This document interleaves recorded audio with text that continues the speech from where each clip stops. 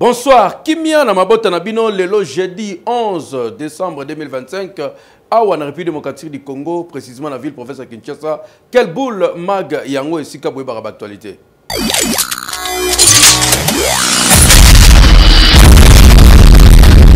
Gouvernement congolais basali communiqué oyo ba pesi ba détail par rapport à la situation oyo ya guerre esali kolekana Est RDC agression ya Rwanda. À travers M23 PAFC, vous avez des détails dans les commentaires.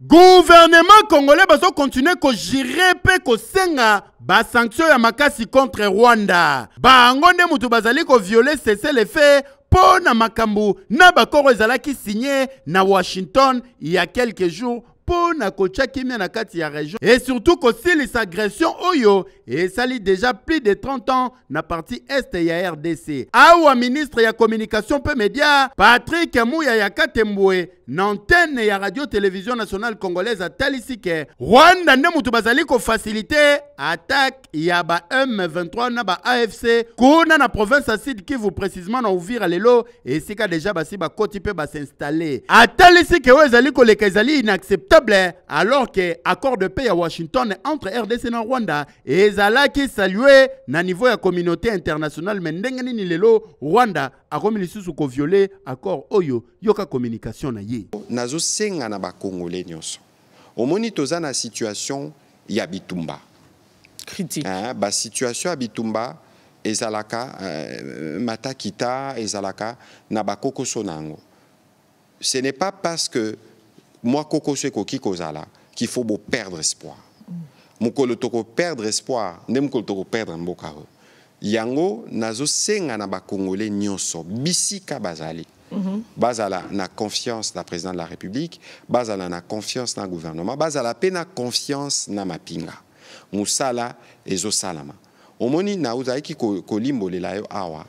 Bitumba yo esalamaka, esalamaka na Congo. Ba bâtiment yo ezaka touché par des bombes, eza ba bâtiment ba congolais batongaka. Ba o ba kufaka, eza bandeko na biso. Yango monaka parfois mapinga na biso, l'air bango basangazaka na bitumba. Batalaka ba aspect wana. Mais kasi détermination, que ce soit na niveau mapinga, que ce soit na niveau mama Kaikwamba, que ce soit na niveau na biso front médiatique, topé papa ngefa na justice, topé pas maman Soumino, topé pas président de la République, eza intact. Ba congolais bisika bozali, bozala ya côté les mains. Hein, ba congolais bisika bozali, bozala mobilisé parce que notre cause est juste. Donc tokolonga. Selon porte-parole ya gouvernement, attaque oye salemi na Uvira et causé déjà ba blessé et belé, voire même ba mort, ba déplacé les lots déjà bazali chiffré na 200 000 habitants. Oyo bazali déplacé suite ya batak oyo. Kasiasu kisaki po na kolancer appel na unité et sikatali saki ke ba congolais sengeli ba sangana bazala bomoko autour à mokonzi mboka Félix Antoine Tshisekedi Tshilombo pe ko créer front populaire oyo ezali ko symboliser unité enfin ya ko silisa agression ya parti est pe ba congolais ba vivre na kimia pour sourier continuer karaboy mabe. Oui. Dossier ya Uvira Bondi Melangai Sokolandi ministre affaires étrangères ya Mboka Rwanda Zali Koloba na RDC avec beaucoup de mépris pas pe mawa côté ya RDC pe madame Thérèse Kaikwamba ministre affaires étrangères ya Mboka Nabiso a réagi ça qui par rapport ya chute ya Uvira.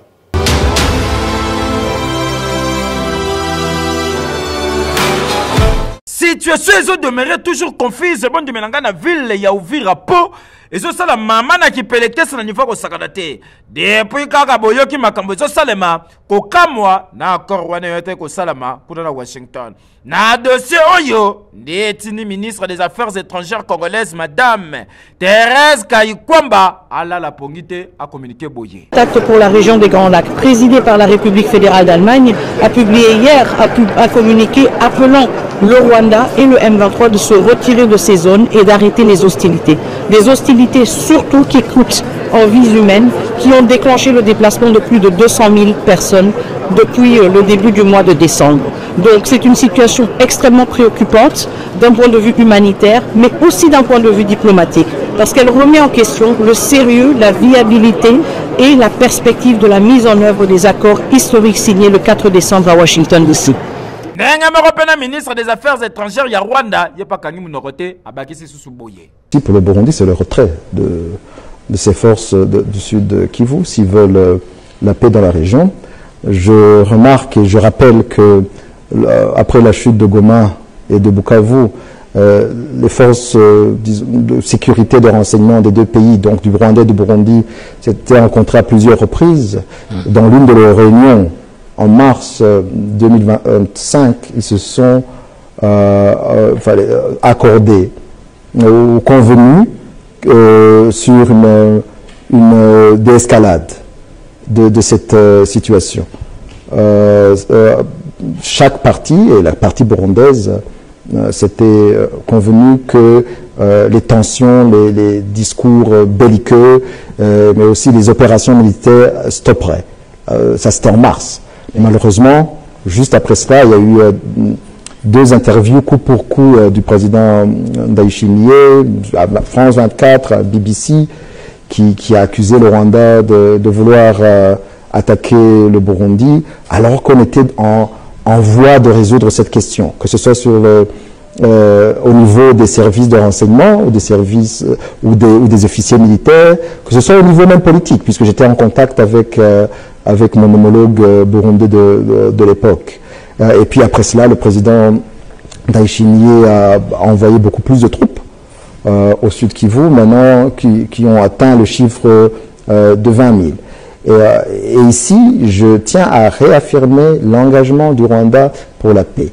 Et donc, ce qu'il faut maintenant, c'est qu'il y ait une mise en œuvre stricte du cessez-le-feu qui inclut, bien sûr, le retrait des troupes burundaises et l'arrêt de ces frappes aériennes. Dossier moi lire que bien té. Et le bas fils mon quoi, mais tout tiala, peut tout zimeli. Hekeyo. Uvira ekozala récupérer Bondi Melanga na tie même mandat nanga en jeu. Ezali bongo honorable Willy Mishiki. Alors bongo pourquoi est-ce que ba Congolais ba espérer les sous que retour ekozala, est-ce que FRD ça resala quelque chose pour encore reprendre ville ya Uvira totala.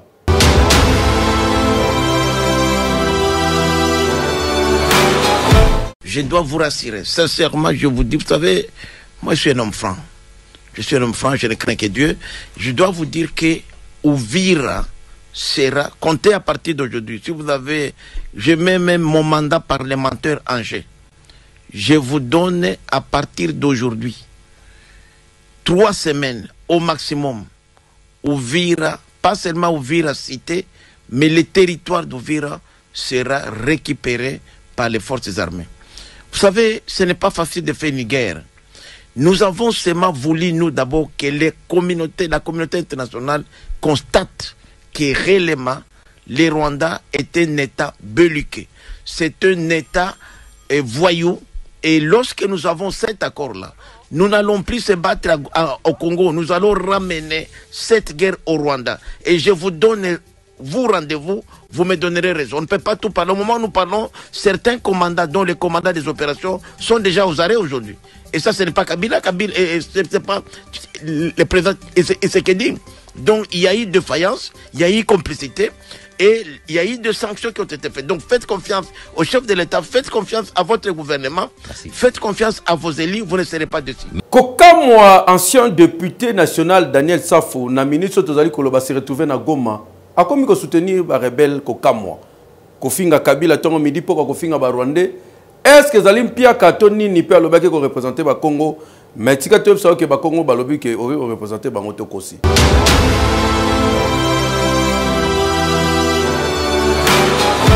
Non, il n'y a pas une autre version. Ma lettre est claire là-dessus. J'ai quitté l'ensemble pour rejoindre Sauvons la RDC. C'est ça la précision. Je me trouve à Goma, n'est-ce pas, parce que c'est un espace congolais. Ce n'est pas que quand tu es à Goma, automatiquement tu es avec AFC. Non, non. Je suis là, Sauvons la RDC. Je suis avec Kabila, qui est l'initiateur même de ces mouvements Sauvons la RDC. Daniel Safou mon combat, c'est un combat non armé. Mais au-delà de tout, sans les AFC, Félix aurait déjà changé la constitution. Nous encourageons, j'encourage l'AFC, j'encourage Bissimois, j'encourage Corneille Nangaa. Hein? Cela ne m'empêche pas que je puisse encourager ceux qui ont stoppé la montée, n'est-ce pas, de la bêtise où Félix allait changer la constitution. Mais je demeure opposant non armé, donc je suis avec Kabila. Non, non, non, ne me complique pas. Je n'ai pas renié mes propos. Ça veut dire que tu n'avais pas lu ma lettre d'émission. Mes propos, vous m'avez pris sous les coups de l'émotion, mais je vous assure que je suis dans Sauvons la RDC. Je ne rectifie rien. Je suis dans Sauvons la RDC. Je reste fidèle à mes écrits, à ma démission. Je vous ai envoyé ma lettre. Vous verrez qu'en quittant l'ensemble, automatiquement, j'ai choisi Sauvons la RDC comme moyen de mener mon combat politique. Donc, je suis avec Kabila. Il faut préciser là-dessus. C'est très important. Vous êtes avec Kabila et non avec Corneille Nangaa. C'est ça la précision. Je suis avec Kabila, c'est ça la précision. Dans Sauvons la RDC. C'est vraiment une précision réelle, existentielle. Je suis avec Kabila. Il ne faut pas que les gens confondent. Parce qu'en fait, qu'est-ce qui tape à la tête des cerveaux des gens? Quand ils attendent le nom de Corneille Nangaa, Makenga, Bissimois, je soutiens ces gens-là parce qu'ils nous ont aidés à ce que Félix ne puisse pas changer la constitution. Mais je me retrouve à Goma. Goma, c'est un espace de notre pays. Tout comme aussi je pourrais me retrouver à Banzangungu, je pourrais me retrouver à Kimpese, à Mbandaka. C'est comme ça que je suis à Goma. D'abord, c'est pour ma sécurité. Ici, je me sens sécurisé par rapport à la dictature. Donc, je suis dans Sauvons la RDC. Je vous envoie ma lettre, restez dans le contexte de ma lettre. Après signature oyo interina ki bongo accord ya paix salami bongo na mboka Washington ba congolais belé bazali ko espérer na kimia ekota directement na SRDC mokonza mboka zungi ba congolais belé ba yambaki na nzela 6 jours après Uvira problème koka moi réflexion.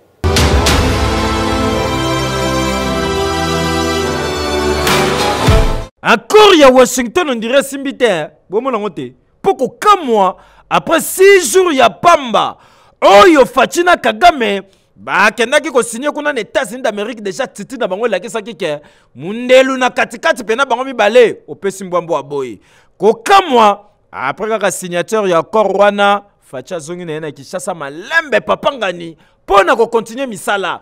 Mais tout la mokaboye ba M23 kuna ba tomboki lisusu ti ba sakaje ba piller ba sali nyoso ba ko sala na kati ya Uvira. Mais pourtant ba congolais mingi communauté internationale pe ba organismes régionaux ba sepela ki mingi ya komona korwana po ezalaki espoir ya monene pona bango ke kimia ekoki kokota na kati ya mboka na biso. Mais lokola ezalaka lokola koloka sope lisuma soki pe nini 6 jours kaka ngingo tolala boye M23 aye lisusu. Yango bato batuni est-ce que Donald Trump a salaka système atindika chakal ou bien nyonso oyo République démocratique du Congo zo Sibir ezaka ka complicité ya ba communauté internationale na mboka ngani ya Fachi. Po accord ya Washington na bonne melangeza laki chance ya suka pe espoir po komona mboka monene loko les États-Unis à travers Donald Trump afin de ça des grands protagonistes ya Rwanda pe ya République démocratique du Congo pour ne koleka na signature. Mais suka nango échec. Ou accord rango déjà bato misusu batala zo bimisa déjà solo ya échec. Population mituni carte nini oyo mokonzi mboka Facha atikali nango ya kobeta. Est-ce que akopesa chance na dialogue ya ba 5 SSC?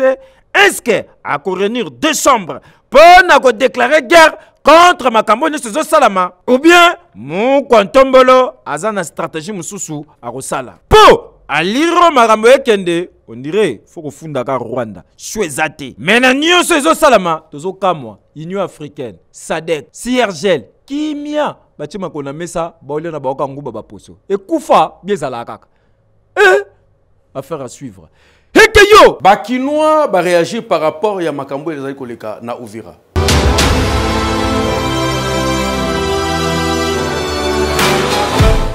Donc etamboli otambola bien te pourquoi te pour ani et ben on a bango moko na ba agent likolo moko. Donc bon moi ko ezate na kati ya mboka na biso contre la biso population. Biso la population to comme loka net ba umbu. Mboka na biso moko etange biso ba congolais to comme loka net soki ni mboka loka net mona loka net bandoni. Dans la minute net na ko bisa o katanga ni de kona ngai. Na uti banda salon uti na boulevard depuis 6h à 14h. Pourquoi que bambouteillage et ça la biso na passé. Donc laissez-moi exaté. Donc on a là bande kokuna baza na passé biso photo jamais to ko na pété que tous années c'est. Biso na photo ka ba ma biso na selongo. Pourquoi que ba ponti batela ka mupanzi na bango. Mupanzi na biso affaire batela te au juste des années. Là wana chef de l'état asimana na place wana na. Iloba na ngai ezali ka te etange biso etange ba congolais na kati ya capitale yawa. To simana na nzela losambo na biso. Bande na biso pe pour vivre à l'aise. Selon ngai bon omoni Uvira etombe ezosala nanu pasi na motema ntaki parce que bande na biso basa kuna bazonu kwama Uvira etombe na ba cadre ya accord basinyaki c'était que Kagame nda respecter ba accord te ona ngai Kagame azai muto autoko sinye kutuna même na ba accord wana te parce que à respecter le mon côté donc ça nous sabotage devant Trump, devant toute la nation. Bon, ce que moi je peux demander à nos frères qui sont à Goma, à Sud Kivu, Nord Kivu, c'est du courage avec le président de la République, Félix Antoine Tshisekedi. On va récupérer notre province sur notre territoire qui ont été récupérés par les rebelles d'M7. Makambo tali renforcement et performance na niveau d'administration publique nde et Sanisa Kibongo IGF ensemble na VPM ya fonction publique Jean-Pierre Liaou na masolo na bango netika bazaki na biso bolanda.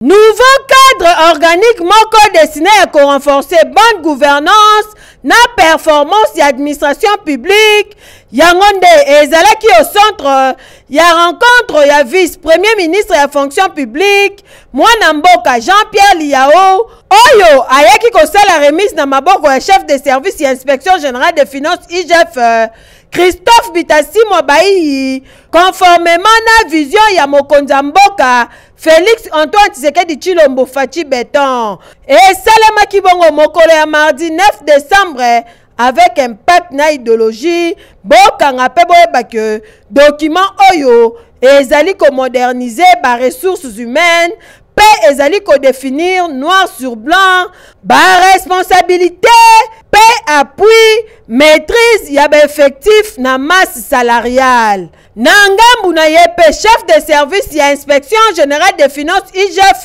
mwana mboka Christophe Bitasi Mobayi a s'engagé à respecter plafond d'emploi fixé IGF sur objectif ya ba réforme ya finances publiques. Avant d'aller au combat, on s'organise d'abord.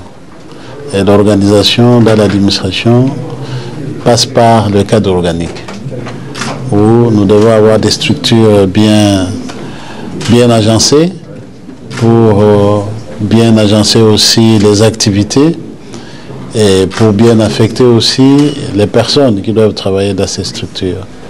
Donc le cadre organique, c'est un point de départ.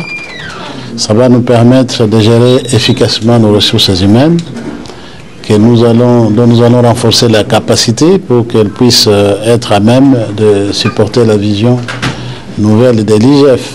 En tout cas, il y a boyeto balisusu nini po tokende pai tozonge pai na inspection générale des finances IGF Christophe Bitasi mwana équipe na mobimba bazali ko kumbela masolo kitoko nanya koboya soki motema mabete nyonso o ezaka rapona ko lutter contre la corruption et puis ko sala en sorte que bonne gouvernance yangonde ezala pour la République démocratique du Congo et anormal et Beta winner na 500 francs ya pamba.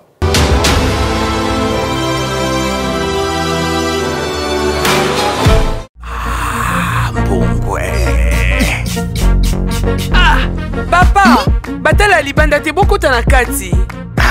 Merci. Merci. Oui papa, bolingi bosomba? Te maman, tozande ba level. On ne sait jamais. Oh combien?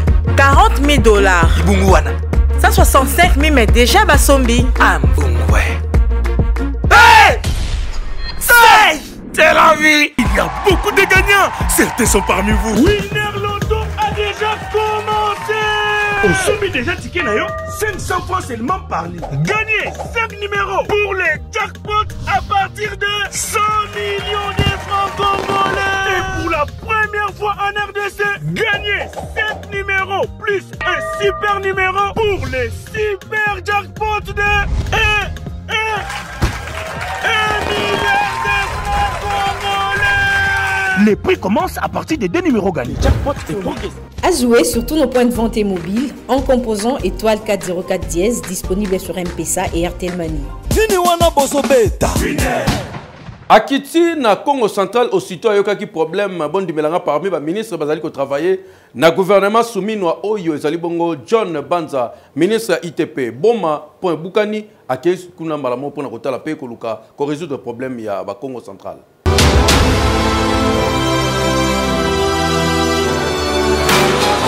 Face ya situation oyo ekomaki na province ya Congo central, plus précisément na ville ya Boma esika pont en métal et bukanaki après mvula ya makasi oyo betaki mokolo ya mercredi eleki bino moko boyebi mokonzi ya mboka Félix Antoine Tshisekedi Tshilombo atindi soda na ye na makambo tali infrastructure pe travaux publics excellence John Banza Lunda akita awa mbangu Yewana homme du terrain, les cantonniers de la République, a commis na ville ya Mwanda, awa pona kolandela kaka, ba makambo ezalaka na secteur na yebino moko boyebike, azalaka homme du terrain wana kutu ya kusamba te. Alandeli musala na na Mwanda, mbala moko akiti na Boma. Cette fois-ci, ezalaki kokita na lié ya drame et c'est pont en métal oh ezali parmi ba pont le plus ancien ya République et Bukanaki. Excellence John Banza Lunda, cantonnier ya mboka asali constat et sika pont et Bukanaki boyebake azalaki ye mokote. Accompagné na ba responsable na secteur routier pe ba élu ya province ya Congo central awa ezalaki kaka ko constater fait pambate mais ezalaki pe question ya kosala betide pour na kolancer déjà ba travaux oyo kosala ke population bazwa pont mususu nyoso oyo musala ya kotala ba dégâts na ba drame oyo salemaki awa pe ko pesa population infrastructure mususu ezo salema en sécurisant population à province ya Congo central, plus précisément ba oyo ya bomo ba koyelaki likama ndenge mokonzi mboka sengaka population na ye bazala toujours protégé. Lobby ba inondation esalaki ba dégâts batu bakufaki na Boma et après ba inondation esalamaki awa na Mwanda yangwana tata mokonzi ekolo atindi ngai tata mokonzi ekolo azobatela bomo ya Congolais nyonso esika zali na Congo pe bipai nyonso awa likama elekaki lobi lelo yo atindi ngai naya awa toya kotala neni tokosunga population. Ah, histoire et qu'on retenir que Bazoa, ministre et infrastructure, paix travaux publics, homme du terrain, Oyo, Azo travaillait toujours dans Mokonzi Mboka, John Banza Lunda, cantonnier Yamboka. Qui du mieux? Keyo, oui. Marie-Thérèse Sombo, Salibongo ministre, il y a essu à Outibon qu'on nommé administrateur Yassika na ba université.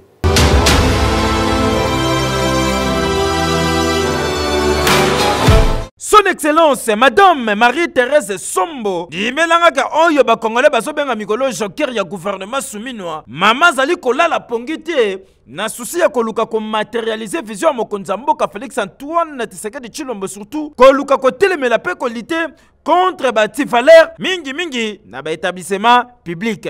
bondi melanga ke contrôle salamaki na kati ya ba université pona koluka koyeba nani azosala mosala malamu pe nani azosala mosala mabe. Contrôle salamaka te salami après avoir constaté makambo ya ndenge na ndenge bondi melangai ba chef ya ba établissement mingi boyebaki na kati ya ba université mosusu bazali te bazali remplacer na ba chef d'établissement misusu lokola oyo bozali komona kombo na ye Madame Espérance Bayidila azali bongo professeur yende mutakomi sikoyo na kati ya inisik oyo tobanda benga ifasiki ya kala ndenge moko pe na kati ya inikin kuna professeur Jean-Marie balobi félicitations mosala kitoko yo wapi mafuto yo wapi facha zo linga boye mama Thérèse Sombo zo linga boye po bozo tambola na vision ya fachi ndenge moko pe na kati ya IEC batie moto sika na komo ya professeur Kaputa Lota José IEC oyo mingi lelo koma Haute École de Commerce ndenge moko pe na kati ya ISTA professeur azalaki kuna balongoliye ba remplacer et pas ya professeur Ilunga Mbuyamba après avoir constaté makambo belé na kati ya établissement na kati ya académie de Beaux-Arts batiki professeur Kalama Kulezi po yeba lobi mosala kitoko yo wapi mafuto yo wapi simba pe yeba ke madame Thérèse Sombo joker ya gouvernement soumis noade a lobi esilité après remise et reprise bako sala audit pona kolandela bato nyonso bako zala impliqué na mambetali détournement bako zala face ya justice po mama Judith Suminwa alingi makambo te mokonza mboka fachi alingi makambo te ndenge moko pe na mama Thérèse Sombo aza na posa ya fonctionnement kitoko anti-valeur abuo pia boyende zalaka mama Thérèse Sombo zalaka wapi banda kalo mais makambo esesila kala po bando ya ba université franchement kitoko kitoko magazi hekeyo côté ya ba confession religieuse ba pasteur ba sala nzambe na ndenge basengi na ba église nyonso na République du Congo ko sambela pona est ya RDC nzambe ayoka kolela na biso.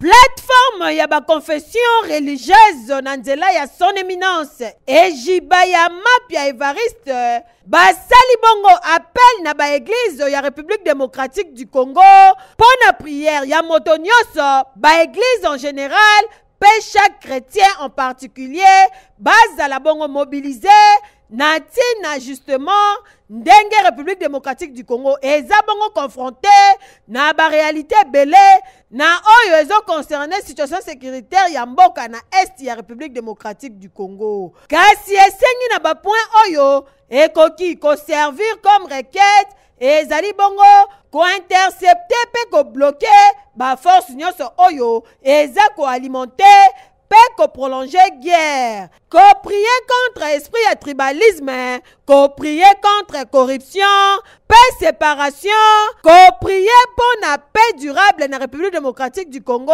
paix prière pour la prospérité économique et surtout ko prier vraiment makasi pour la protection ya ba frontière ya RDC pe esengeli koyeba ke ko bonde la makasi pour na ba autorité ba sengi lisusu ko prier pour la stabilité ya ba institution ba sengi lisusu ko prier mingi pour la stabilité ya ba institution ko sambela pour na mboka ko buka mabolongo tolo na se s'il faut gêner et qu'on sale mabongo mokolo vendredi 12 décembre de 6h à 18h. Et ça pour l'intérêt général de la République démocratique du Congo. Pe pesi passage à Psaume 46 verset 9, Psaume 61 6 91 verset 6. Kasi basengi na moto nyonso kozwa occasion ya koyoka message oyo kende ko panza sango. Pe basengi na ba responsable nyonso ya ba église ba initier programme oyo na ba église nzamba kosala nzamba tikaka ba o ayete e sengeli na moto nyonso ko telema na mabondeli ko bondela po mikoleleki to monaka bango ko telema po na prière pour la nation kasi cette fois-ci balobi mabolongo na se tolo na se bazo bondela pona likambo etali situation sécuritaire ya este esika mayela moto suki nde ya nzambe bandi nzamba kosala atika kabala na yete nzambe sembola loboko pona République démocratique du Congo et anormal ekei Opération Ndobo, tozali bon na province ya Okatanga kuna bakangi ba civique miyibi ba criminel na batani na ndenge ba présenter ki bango devant la presse.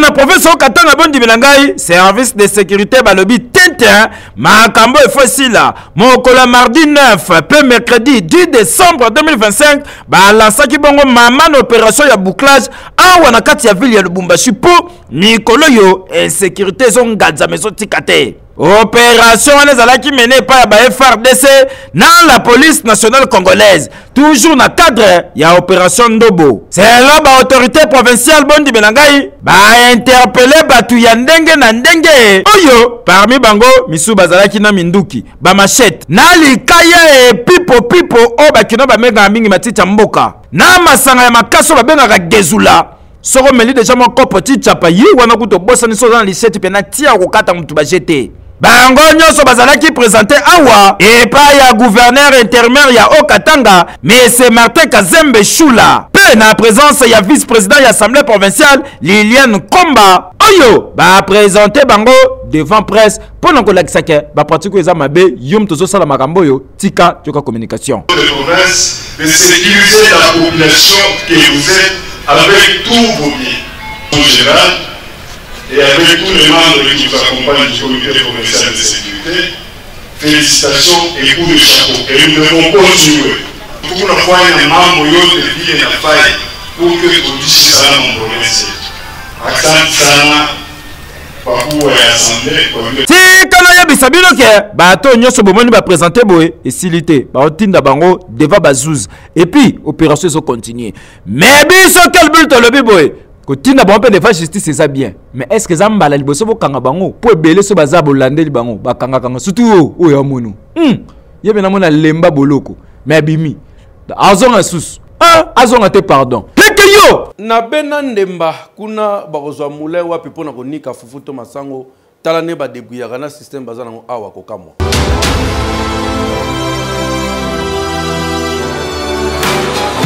Village Benandemba tozali na province ya Kasai Central kokamwa faso bandeko bazo vivre ti lelo kokanisa bana 18e siècle.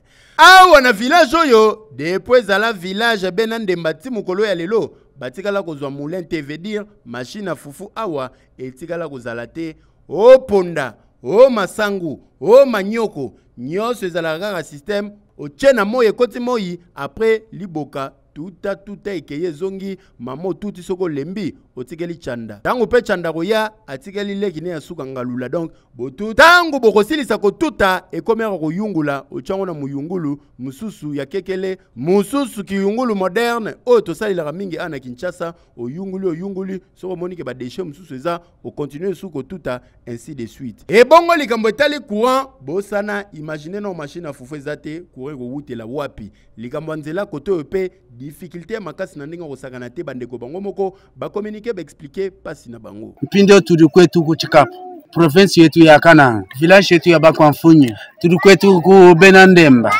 mpindo ba kwetu kwaka tuli ba pa mingi mene kwa bamamu tuli ba bari ba pemba maona dikenga bwa chombe bwa mamvwa bintu byonso bale tuli kwe beja ba gouvernement bali tukwambulisha bintu ebi kwambulisha machine yetu akwakela bali ba mamo bali ne bana bali ne mafu bakenga bikole tena na shine kurana shane video wachana nacho na shane moto kwa tumana ne mesunashi tala komo na façon village Benandemba ezali rekile ti lelo ekopesa yo pasi pe mawa awa ta courant batikala komona te imaginer caméra ekel boule koti awa mais ba famille ba palangani musu bazokima ba ebite soki ezani ni musu ba boule lokola eza munduki alors que caméra mais Benandemba oyo soki na lobina tangelo ba député ba bimawa boyebi bango bara munoko makasi bazo pena ba voix koto yoko lelo pe papa député kolobe la population na pasi na ba difficulté autour bazanango etali bango ten baroma na bango concentré na makambo mususu pasi pe mawa bandeko ya Benandemba baleli belé. Keyo. Oui. Voilà, quelle boule, il y a le sili kimia et comme ça qu'on met na mabota na bino. Ba mama bois kitoko wapi. Hein? Papa tala bien ma futa. Et keyo. Oui.